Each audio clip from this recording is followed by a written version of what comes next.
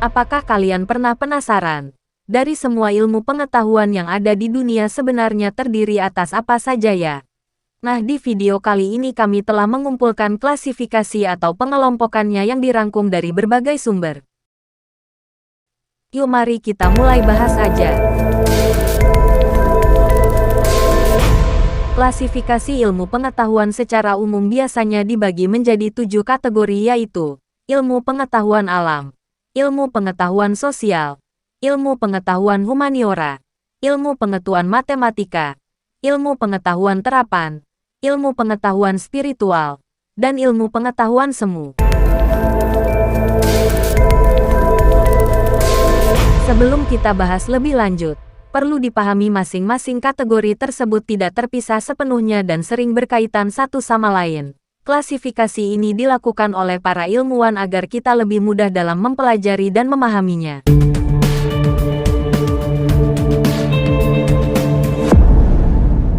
Satu, ilmu pengetahuan alam atau natural science adalah ilmu yang mempelajari fenomena alam, mulai dari benda mati hingga makhluk hidup.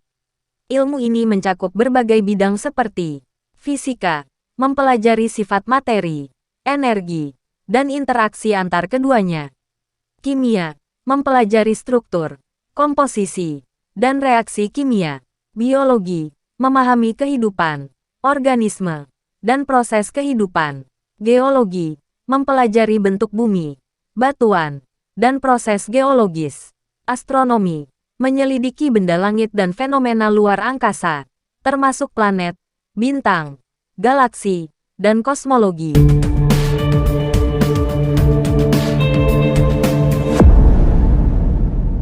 Dua, ilmu pengetahuan sosial atau social science adalah ilmu yang mempelajari aspek-aspek yang berhubungan dengan manusia dan lingkungan sosialnya. Ilmu ini mencakup beberapa bidang, yaitu sosiologi, mempelajari struktur sosial, interaksi manusia, dan perubahan sosial. Antropologi, menggali budaya, tradisi, dan perilaku manusia di berbagai masyarakat. Psikologi, memahami proses kognitif, emosi, dan perilaku individu. Ilmu politik, menyelidiki kebijakan publik, sistem politik, dan interaksi kekuasaan. Ekonomi, menganalisis produksi, distribusi, dan konsumsi sumber daya. Geografi, memetakan interaksi manusia dengan lingkungan fisik. Ilmu hukum, mempelajari aturan hukum, prinsip-prinsip hukum, dan sistem hukum. Ilmu moral mempelajari tentang nilai-nilai etika, perilaku manusia, dan prinsip-prinsip moral. Sejarah, mempelajari peristiwa masa lalu, perkembangan masyarakat, dan perubahan zaman. Arkeologi, menggali peninggalan masa lalu untuk memahami sejarah dan peradaban.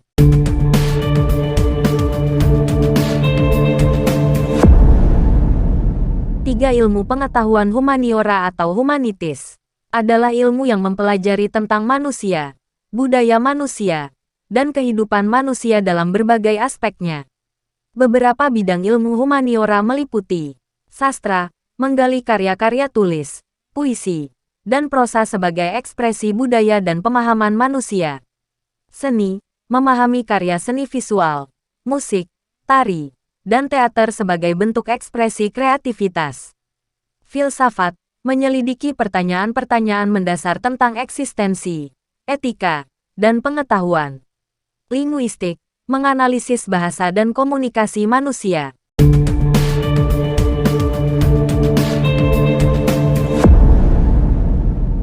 Empat, ilmu pengetahuan matematika adalah ilmu tentang kuantitas, bentuk, susunan, dan ukuran.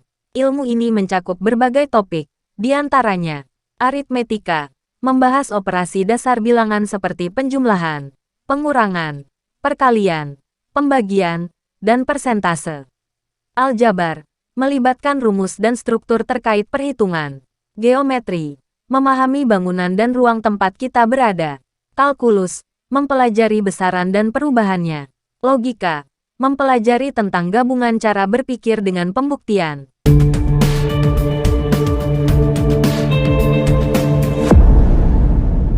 5. Ilmu pengetahuan terapan atau applied science adalah penerapan pengetahuan ilmiah dari satu atau lebih bidang ke dalam penyelesaian masalah praktis di kehidupan sehari-hari. Bidang ini menghubungkan ilmu murni dengan kebutuhan praktis dalam berbagai aspek kehidupan. Ilmu pengetahuan terapan meliputi ilmu teknik, mempelajari tentang rancangan, pembuatan, dan pembangunan sesuatu yang dapat membantu dan mempermudah kehidupan manusia.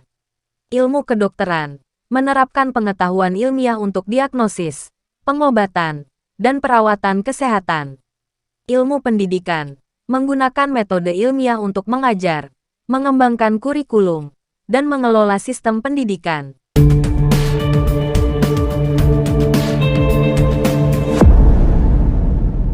Ilmu pengetahuan spiritual adalah ilmu yang mencakup berbagai aspek pembentuk pengalaman manusia dalam mencari makna dan kedamaian. Berikut adalah beberapa elemen yang terkait dengan ilmu ini. Kesadaran diri, memahami diri sendiri dan kesadaran individu tentang asal, tujuan, dan nasib. Keterhubungan dengan sesuatu yang lebih tinggi, mengakui adanya kekuatan lebih tinggi dari diri kita, seperti Tuhan, alam semesta, atau keberadaan spiritual lainnya. Pencarian makna, upaya individu untuk memahami makna yang luas akan pribadi dalam konteks kehidupan dan setelah mati. Agama, mempelajari tentang keyakinan agama, ritual, teks suci, dan praktik keagamaan.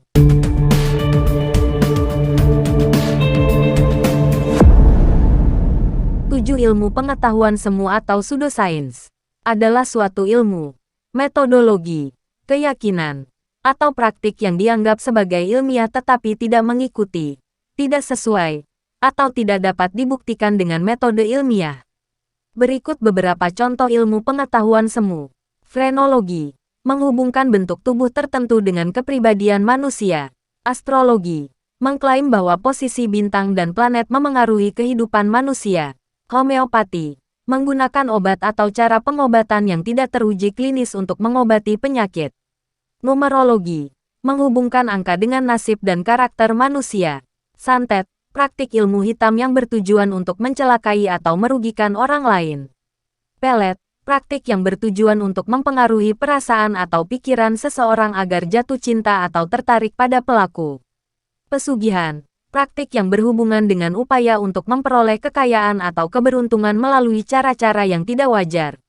Susuk, praktik memasukkan benda-benda tertentu ke dalam tubuh manusia, terutama di bawah kulit, dengan tujuan menghadirkan keberuntungan, kecantikan, karisma dan sebagainya. Sihir, praktik manipulasi sesuatu di alam dengan cara-cara yang tidak ilmiah. Azimat, praktik yang mempercayai benda-benda tertentu memiliki kekuatan atau pengaruh di luar batas normal.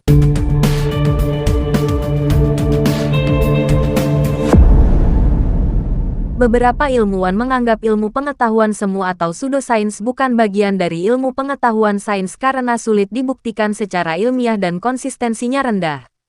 Sementara sebagian ilmuwan lain berpendapat pseudosains tetap bagian dari ilmu pengetahuan yang masih mengandung misteri dan bisa saja di masa depan dapat terpecahkan dan dapat dibuktikan secara ilmiah. Nah, bagaimana kalau menurut kalian? Jika kalian memiliki pendapat atau pemikiran lain silahkan tulis di kolom komentar.